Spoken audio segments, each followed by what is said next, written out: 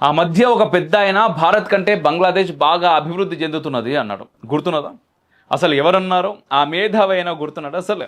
ఆయన ఎవరో ఇప్పుడు మనకి అనవసరం. కానీ బంగ్లాదేశ్ ప్రస్తుత జీడిపి దాదాపు $520 బిలియన్, అంటే 52,000 కోట్లు అన్నమాట. అబ్బో అనిపిస్తున్నదా? అమెరికా జీడిపి ఎంత అనుకుంటున్నారు? Any guesses?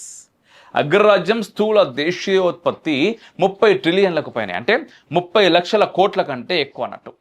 52,000 కోట్ల బంగ్లాదేశ్ జీడిపి, 30 లక్షల కోట్ల అమెరికన్ జీడిపి, ఏమైనా పోలిక ఉన్నదా? అస్సలు లేదు కదా. వేరే ఒక విషయంలో మాత్రం సేమ్ టు సేమ్ సిచ్యువేషన్ ఉంది. బంగ్లాదేశ్లో జరిగిందే అమెరికాలోనూ జరుగుతున్నది. ఢాకాలో సీన్ న్యూయార్క్లోని రిపీట్ అవుతున్నది. అదేంటో తెలుసుకునే ముందు బంగ్లాదేశీ హిందువుల దారుణ పరిస్థితులను కూడా ఒకసారి మనం మాట్లాడుకోవాలి. ప్రస్తుతం ఆషాఢ మాసం నడుస్తున్నది. ఆంధ్రప్రదేశ్ డిప్యూటీ సీఎం పవన్ కళ్యాణ్తో సహా ఎందరో ఆరాధించే వారాహి అమ్మవారి గుప్త నవరాత్రులు కూడా కొనసాగుతూ ఉన్నాయి.